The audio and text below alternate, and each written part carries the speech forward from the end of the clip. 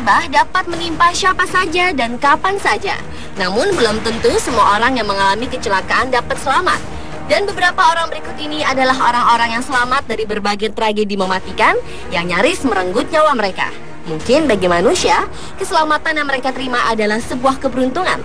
Namun sebenarnya itu adalah pertolongan yang maha kuasa yang masih memberikan mereka kesempatan hidup. Apalagi ada di antara mereka yang berkali-kali lolos dari maut. Bahkan yang luar biasa, ada yang justru sembuh dari penyakitnya karena mengalami tragedi mematikan. Berikut 7 kisah orang yang selamat dari tragedi versi on spot.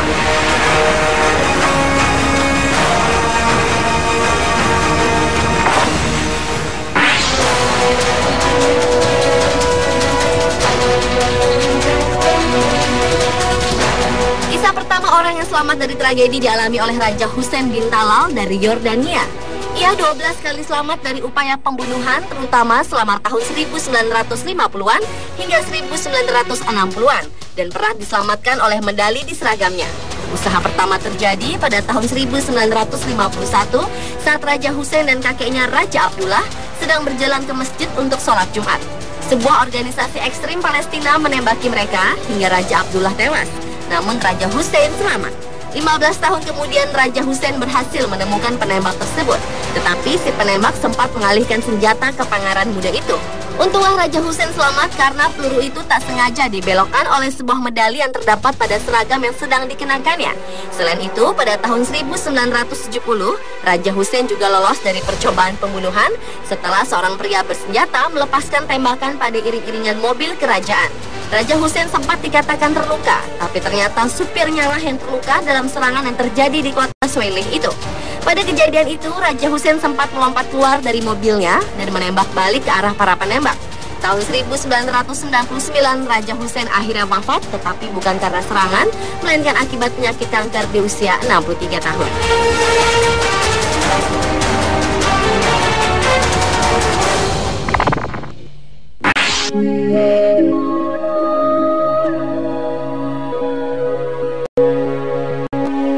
Berikutnya adalah kisah seorang anak kecil berusia 4 tahun yang selamat pada peristiwa kecelakaan pesawat paling mematikan dalam sejarah penerbangan Amerika Serikat. Pada tanggal 16 Agustus 1987, maskapai penerbangan Northwest 255 yang berangkat dari Michigan menuju California jatuh terbalik di sebuah jalan di Romulus karena human error. Pesawat ini kemudian pecah dan terbakar karena menabrak jembatan kereta api dan jembatan layang. 155 orang termasuk seluruh awak pesawat meninggal dunia, kecuali seorang anak perempuan bernama Cecilia Chicantempe. Namun gadis kecil asal Arizona itu mendapat luka serius. Setelah kejadian itu, Cecilia Chicantempe tinggal dengan kerabatnya di Birmingham, Alabama karena ayah, ibu, dan kakaknya tewas dalam kecelakaan pesawat yang sama.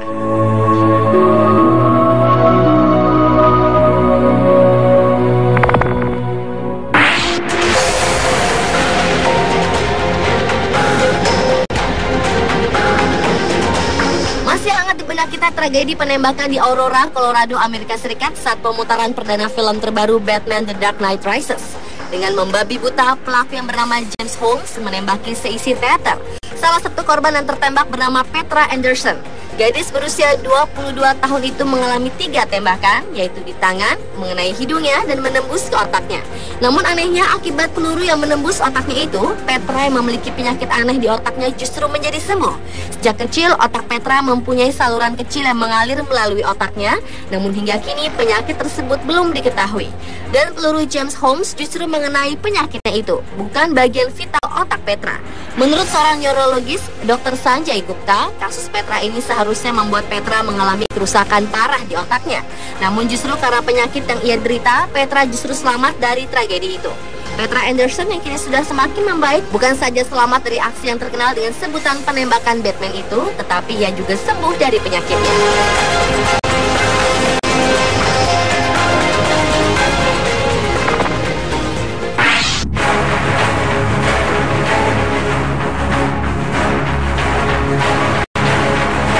Seorang pelari maraton asal Maroko bernama Mauro Prosperi sedang mengikuti perlombaan lari di padang pasir di Gurun Sahara.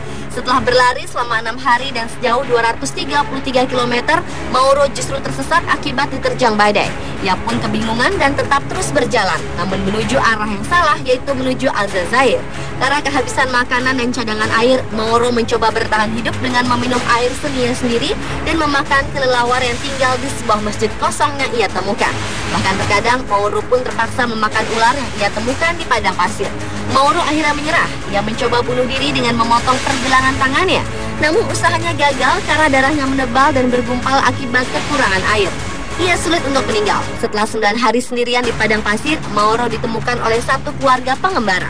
Mauro Prosperi yang saat itu telah kehilangan berat badan sekitar 20 kg dibawa ke sebuah kamp militer Aljazair, kemudian dilarikan ke rumah sakit.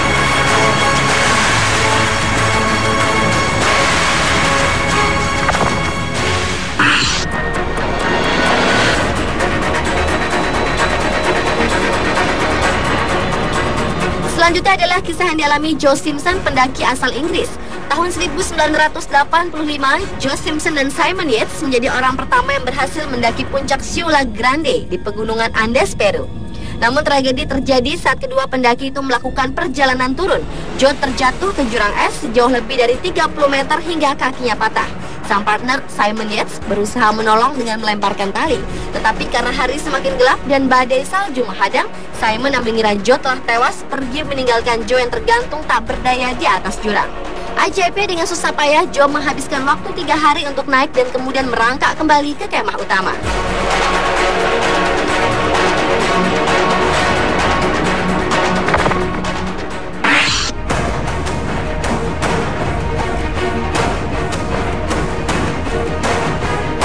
Pada tanggal 13 Oktober 1972, sebuah angkatan udara Uruguay terbang melintasi Andes membawa tim rugby Stella Maris College dari Montevideo, Uruguay untuk bertanding di Santiago, Chili. Saat pesawat itu terbang melalui celah di pegunungan, terjadi miskomunikasi antara pemantau udara di Santiago dan pilot. Akibatnya pesawat mengalami kecelakaan menabrak gunung di pegunungan Andes. 12 orang meninggal dan orang-orang yang selamat harus menahan lapar dan bahaya dan juga suhu minus 30 derajat Celcius di malam hari. Para korban berusaha untuk bertahan hidup dengan cadangan makanan yang mereka miliki. Bahkan ketika mereka mengalami kekurangan makanan dan kelelahan fisik, mereka terpaksa memakan jasad rekan mereka yang telah meninggal. Akhirnya, karena bantuan tak kunjung datang, 2 orang di antara mereka memutuskan untuk menyeberangi pegunungan agar dapat mencapai Chili. Setelah terisolasi selama 72 hari, akhirnya dunia tahu bahwa ada 16 orang yang selamat dari kecelakaan pesawat di pegunungan Andes tersebut.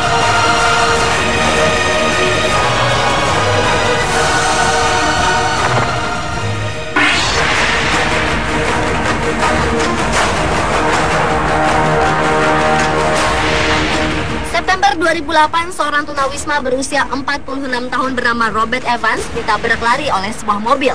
Baru saja keluar dari rumah sakit, nasib malang lagi-lagi menghampirinya ketika sedang berjalan keluar dari rumah sakit menuju perkemahan dan melewati jembatan rel. Dirinya terlempar dari jembatan kereta api yang sempit ke dalam sungai saat kereta api sedang melaju. Dalam kurun waktu 7 jam, Robert selamat dari kecelakaan kedua.